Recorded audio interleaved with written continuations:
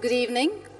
We are here joined today by the stars of the diplomatic circuit here in India, and we will be discussing the Pacific convergences of interests with India.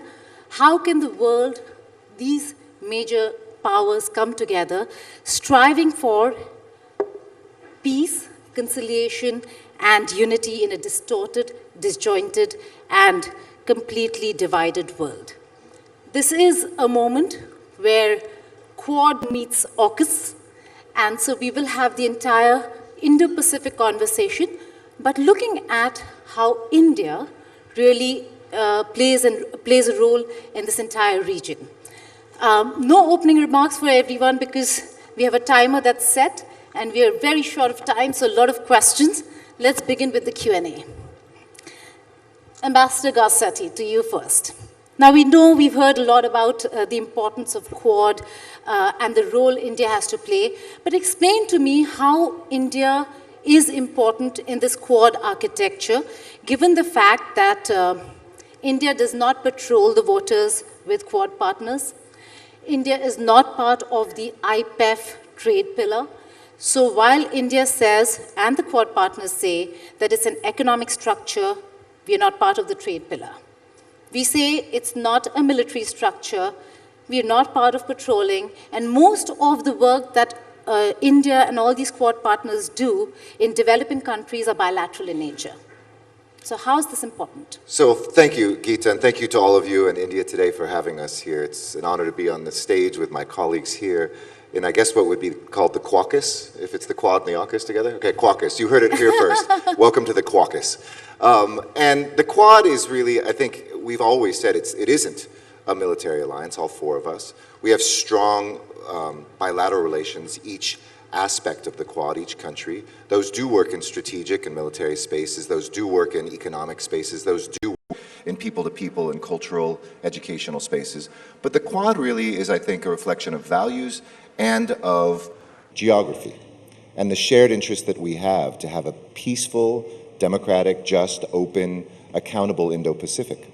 And that happens, I think, in so many rich ways through the Quad, whether it is looking at ecological and climate issues, whether it's in emergencies like we saw during the pandemic, when the Quad really became a force for assisting each other. And I think, that's a better question for each country to answer, not for one country to reply to. But India is in many ways in the driver's seat of the Quad.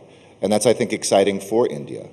I've described that India loves geometric diplomacy, triangles, squares, quadrilaterals. The multilateral you can get lost in places like the UN right now, which are important convening spaces, but with a divided world, they're just as divided as the world. Bilateral is really helpful, but there's a limit to bilateralism sometimes. And so I think there's a real shared set of principles that in a discussion I had with National Security Advisor Doval, he said it's not just strategy, it's not just affinity. We do think alike, our hearts do feel alike, but it's really about ideology. In this moment when there's extremism, whether it's religious extremism, whether it's dictatorship versus democracies. And we can get hung up on the idea that the narcissism of small differences, the few areas where we are looking maybe at democratic values sometimes differently, divide us, when the reality is we are very deeply united. And also I would include, of course, the UK in that. Even though UK isn't part of the Quad, we share, I think, these moments, these intersections that will define not just forms of governance, but what happens with technology, what happens with trade, what happens with economic prosperity, or the four Ps, as I call them: peace, prosperity, planet, and people. All right, Australian High Commissioner to India, High Commissioner Green. Australia is a part of the AUKUS and Quad. What is your reading on why is India hesitant to join a military bloc? Is China a factor?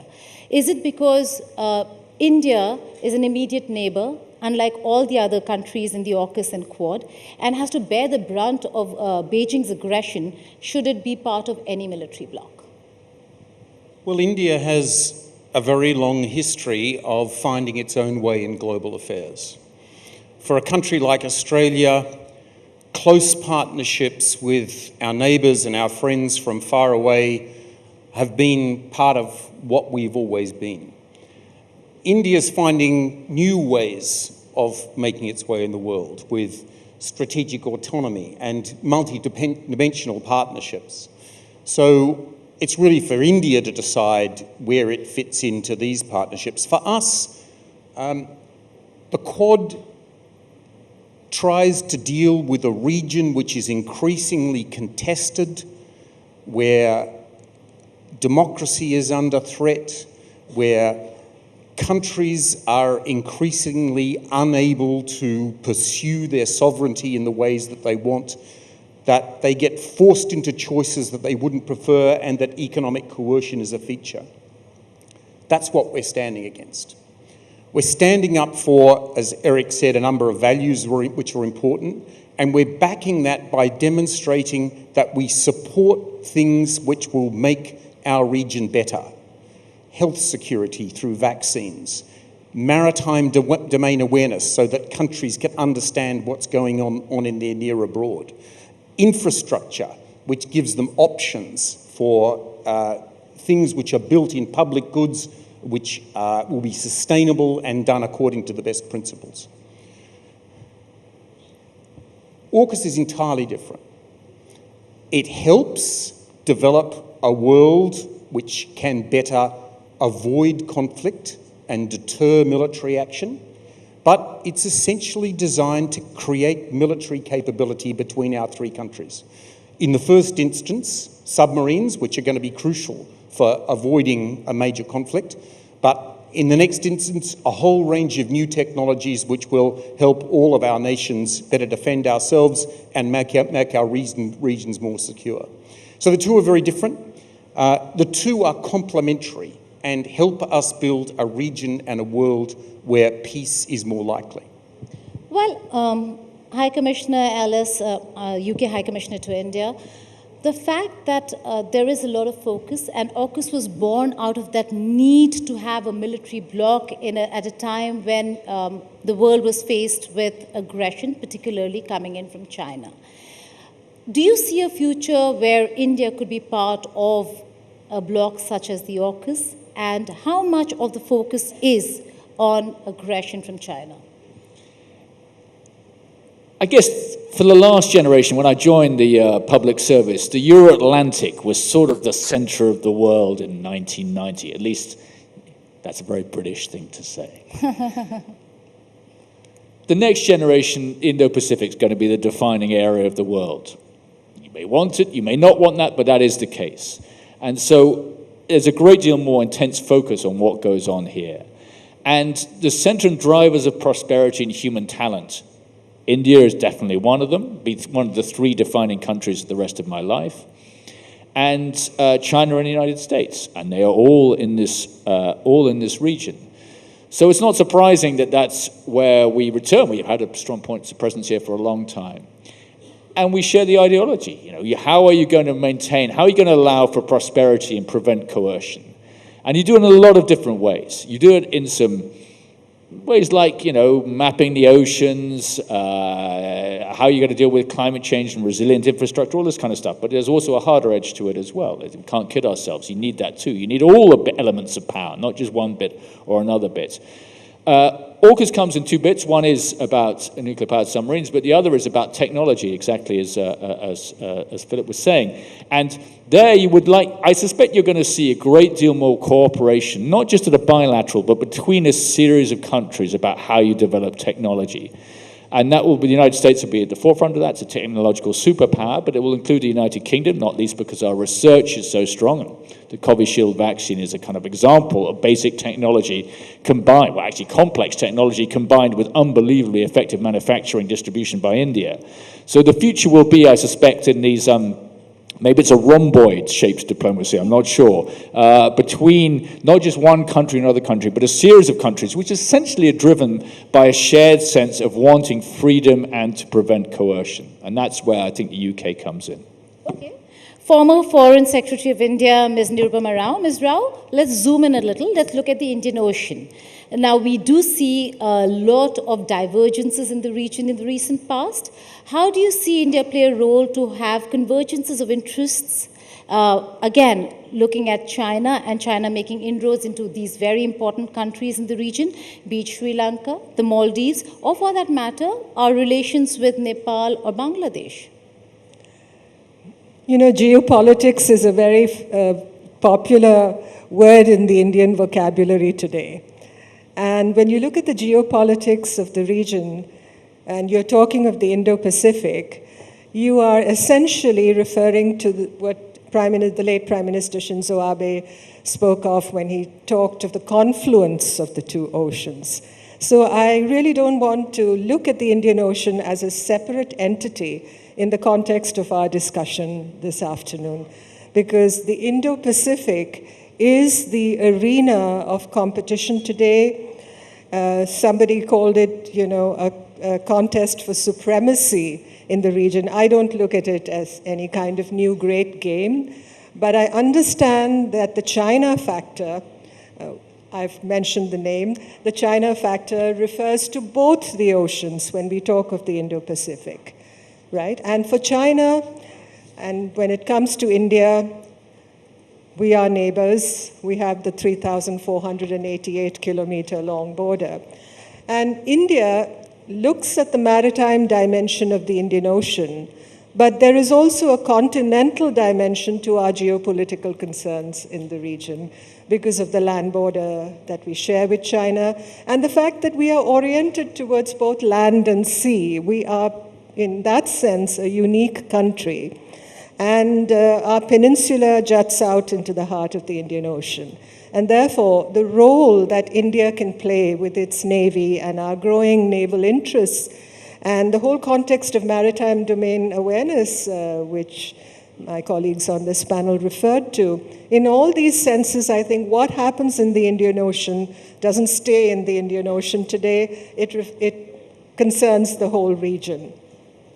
The question of global trade, the question of the numbers of people who live in this region. I was just looking at the head count of countries from the global south who are in the Indo-Pacific.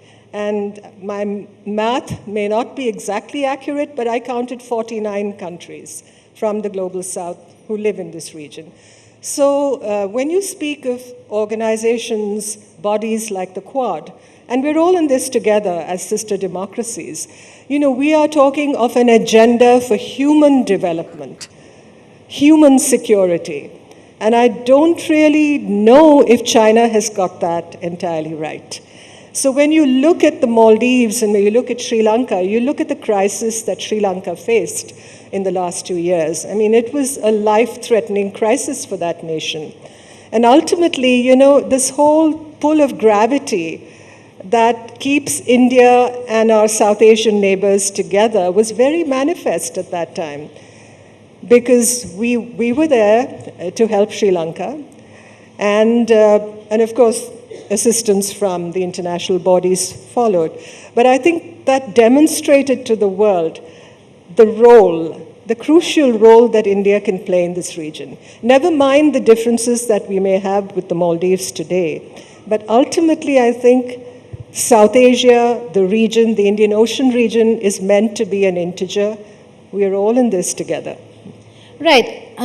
Let's talk about the Russia-Ukraine war, which primarily is known as a European war. So, High Commissioner Ellis, the fact that this is a war that has gone on for way too long, how do you see it pan out in the near future at a time when we are looking at, and there's a China angle to this as well, where we are looking at China really coming out and supporting Russia, the reason why maybe Russian economy sustained itself for this long? It's a war that should never have started. For an autocracy to just walk into its neighbor and take over its land and say that you are part of us and you don't get a choice about your future. I mean, life is complicated. This is one of the simpler things to observe. It's appalling that it's happened, and it's appalling that it's going on in the way it has, with terrible human cost. One of the things I think we learned, going back to your question, is about what has happened there affects the whole world. It affects fertilizer prices in the Punjab. The fact that the destruction of grain supplies by the Russian ships of grain coming out of Ukraine, that has a direct effect on the poorest people in Africa. So the world in which you could keep these different theaters apart, that world is over.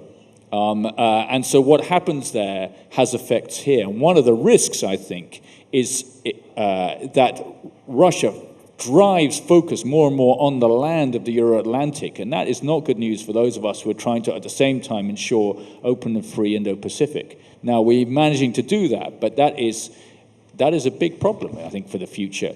But if autocratic coercion succeeds in taking other people's countries, that is not a good future for all of us. Okay. There are reports that the United States of America had asked Prime Minister Modi to intervene. So Ambassador Garcetti, did Prime Minister Modi, along with President Xi Jinping, avert a nuclear attack by Russia? During the Ukraine conflict? Yes. I don't know that I can speak to whether that happened. It hasn't happened yet, so I would assume everybody. Victory has many fathers and defeat has few. So we can all claim some credit for that unspeakable and unthinkable use of nuclear weaponry again in our lifetimes. But we do see an amazing partnership. I've said, I think, a number of times that between the United States and India, that we don't have an additive relationship, we have a multiplicative one.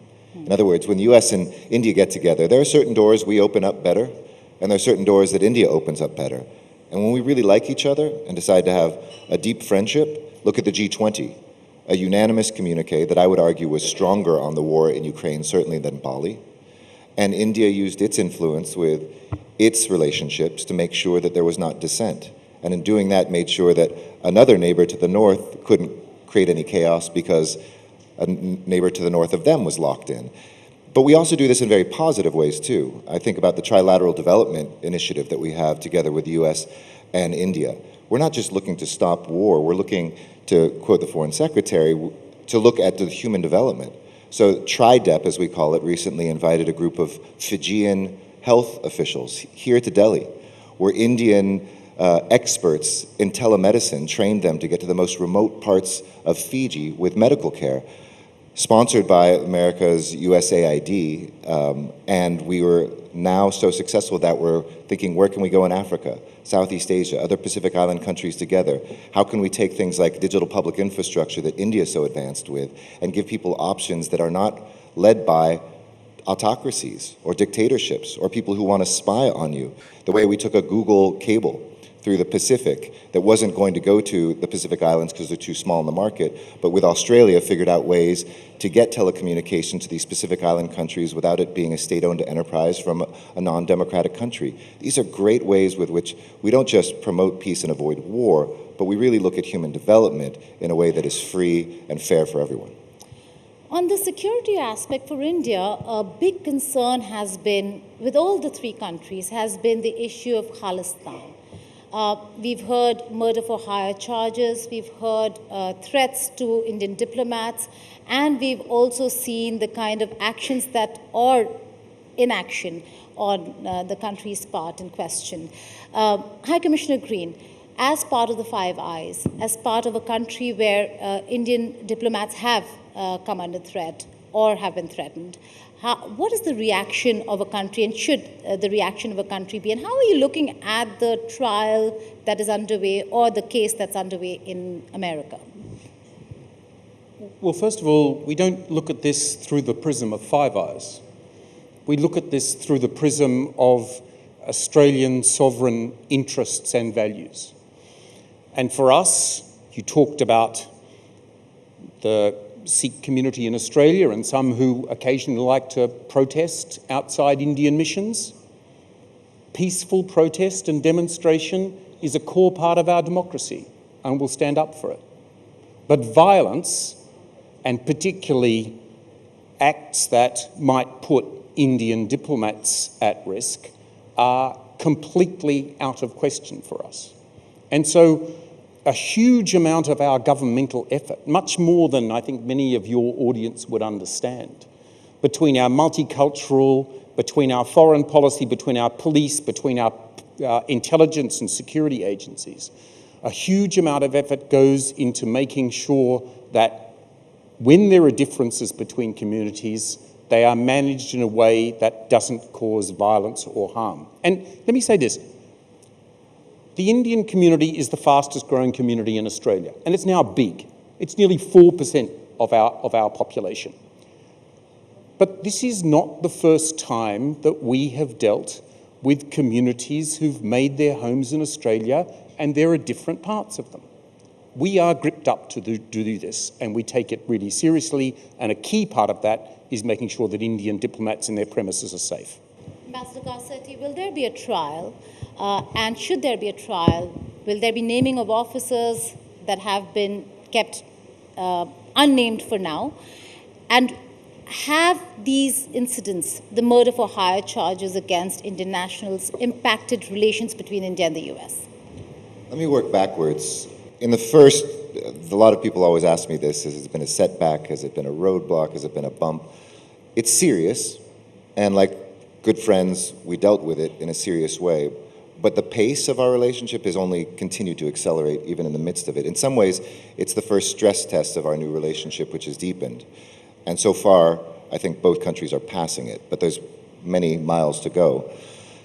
I'm the son of a prosecutor, so I know better than to discuss an active case, criminal case here. Nor should you assume that I'm read into, because I think good prosecutors also keep their evidence where they are in order to bring to justice. And nobody should presuppose outcomes. And oftentimes these are politicized in a way that none of us have actually looked at evidence, or very few people have. But it is clear that we have articulated the highest levels. There are red lines when it comes to our citizens, the rights of our citizens. There's no conspiracy behind them. Life would be much easier for us not to have contested democracies where people disagree. But that is the point of a democracy, and it's something that we have to defend.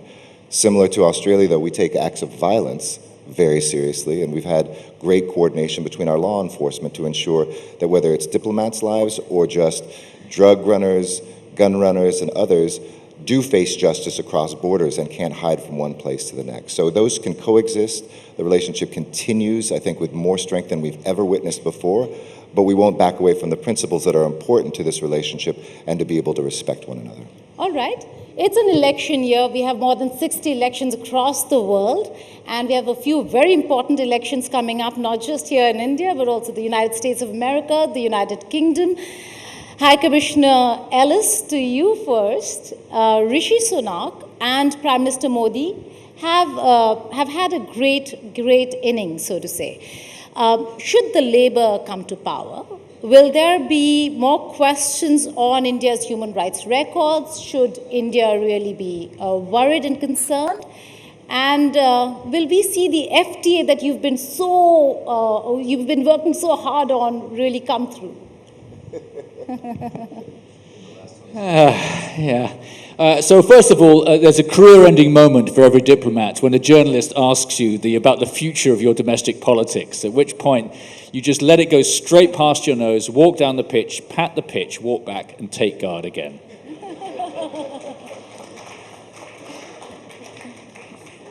I'm so happy to live in a country which understands that metaphor.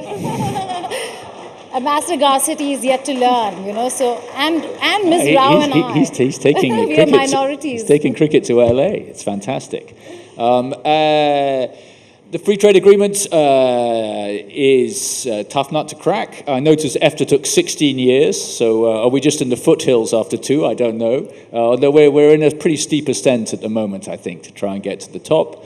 That's not for me ultimately to determine. They do get on very well, 2 prime ministers. I think what I see in the UK is a kind of cross-party support, certainly from the 2 main principal parties in my country, for a deeper economic relationship. Remember, the UK benefits enormously from its diversity, yeah?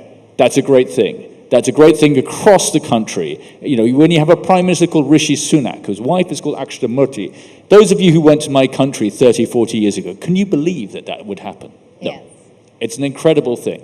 So that diversity expresses itself in lots of different ways, including in politics, range of different politicians from different places, and I think we're the stronger for it. Okay. The other important election is the US elections. India is one of those rare countries, and Prime Minister Modi, one of those rare leaders who really had a good relationship with former President Trump. Now it's Trump versus Biden. Both are good for India, but what's your reading on what either would have to offer to India? You know, it's nice when countries that don't need to get along or don't get along have leaders that do get along. But the US-India relationship isn't about who's at the top. It really is nice to see that. It was one of the great joys of my life to watch the Prime Minister and President Biden together at the White House. It was emotionally deep for both of them. What they said privately showed me that the public words, they really meant them deep down. But no matter who the leaders are in our two countries, I think this is a relationship held together by all of us, by the fact that more students to the United States came from here than any other country in the world for the first time last year, that our visas went up by 60% in a single year, even with basically the same staff. And I'm sure 40 of you will come up asking for help for your cousin after this, getting their visa appointment. But we brought the time down by 80% from the worst moment that it's been, that we can go straight through metric after metric after metric. And this relationship doesn't depend on elections. It depends on values. We think the same way, our heads are aligned. We feel the same way, our hearts are aligned. Now our challenge is, can our feet move together, and how quickly? But do we? The United States of America just reacted to the implementation of CAA in India, and India's response is that do not interfere in India's internal affairs.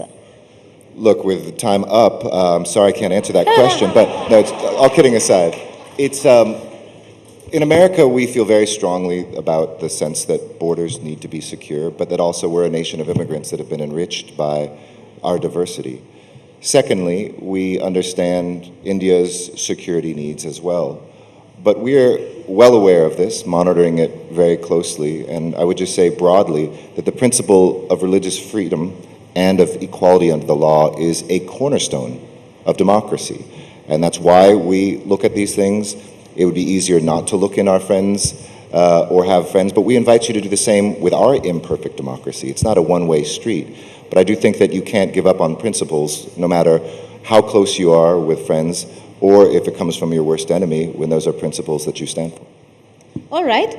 Time's up, but because this is UK High Commissioner to India's farewell conclave, he's leaving after, in a week's time, going back to headquarters and then to a next ambassadorial posting.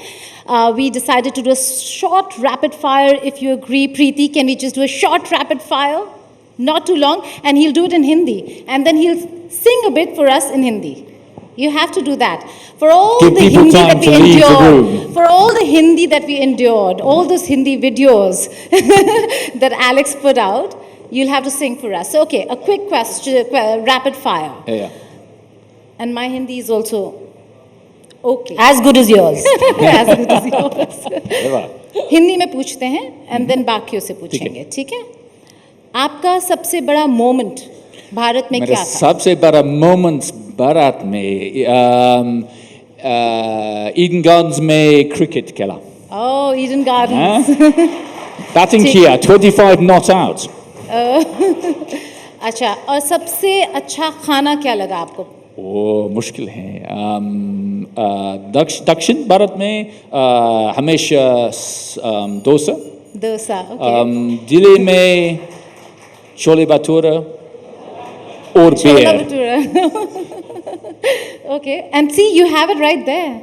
खाते हुए नजर आ रहे हैं आप. Yeah, that's an Enam dish. No, that's in that's a northern Karnataka dish. अच्छा. Very good. अच्छा, सबसे बेहतरीन शहर, सिटी कौन सा था? सबसे अच्छी शहर कोलकाता की संस्कृति, जैसलमेर और बीकानेर के Rajasthan. How do you say it? The deserts of Rajasthan. Registan, exactly. That was fantastic. Or Madurai ki mantri bhi. अच्छा, और cricket moment? There aren't a lot. Hyderabad में England की जीत. अच्छा. Yeah, तीन सालों में एक बार ही. I would have helped you, but I really don't know what you're talking about. Favorite personality? Cricket personality. Favorite personality? मेरे classmates Saif Ali Khan.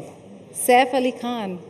और He was a very naughty boy at school. अच्छा, आपके classmate थे इसलिए favourite हैं. और favourite politician controversial है लेकिन बताना पड़ेगा, जा रहे हैं आप वापस. अरे वाह, मैं सिविल सर्वेंट हूँ, इसलिए सब मंत्री बहुत अच्छी है.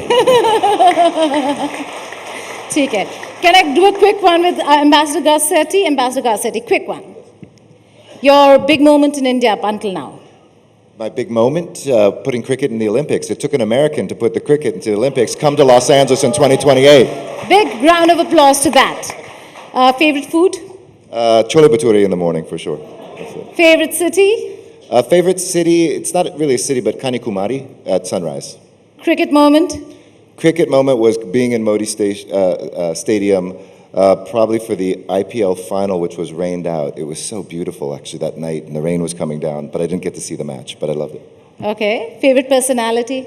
Favorite personality besides Geeta? I mean, that's pretty easy. My favorite personality so far is probably hang out with Shah Rukh Khan. Favorite politician? Who owns the cricket team in Los Angeles, by the way. Favorite politician or leader? My favorite politician is always the one I'm talking to. On that note, I'll just do High Commissioner Green before I let them go. High Commissioner Green, your big moment in India?